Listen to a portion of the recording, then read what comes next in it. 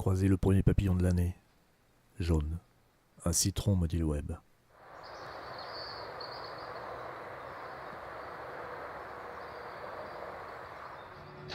Encombrement de la boîte mail, c'est aussi ce qu'on lit.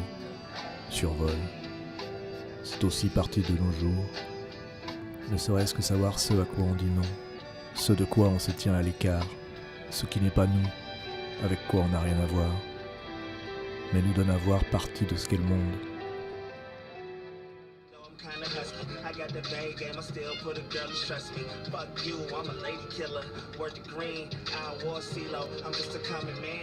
C'est la promenade réglementaire du lycée qui me tenait lieu de sortie.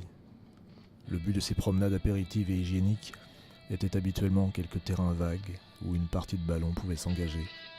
Quelques zones vertes, à l'époque toujours plus ou moins lépreuses, en lisière de la ville. Je me suis trouvé par là peut-être plus sensibilisé que d'autres à toutes les lisières, où le tissu urbain se démaille et s'effiloche, sans pour autant qu'on l'ait tout à fait quitté pour la campagne. Et il m'arrive quelquefois de penser, en songeant au livre que j'ai écrit, que ce goût pour les zones bordières a gagné chez moi par la suite de proche en proche et pris de l'ampleur jusqu'à se faire jour par un jeu d'analogies dans des domaines inattendus, de tonalités sensiblement plus sombres. De la lisière à la frontière, pour l'imagination, il n'y a qu'un pas.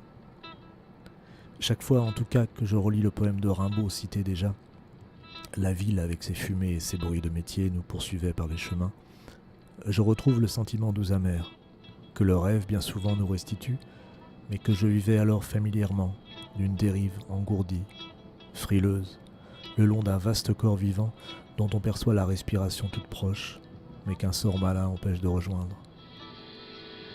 C'est sur ces glacis atones, peu à peu gagnés par le silence et par une sorte de catalepsie, que la ville, ressentie grâce au recul dans son immensité, devient une hantise, à la manière d'une bête géante et tapie dont on ne percevrait que le souffle. Et il n'est guère de ville que j'ai habité par la suite, où mes pas ne m'aient conduit d'eux-mêmes aux heures de promenade vers quelque issue donnant sur la campagne. Julien Gracq, La forme d'une ville. 9 mars 18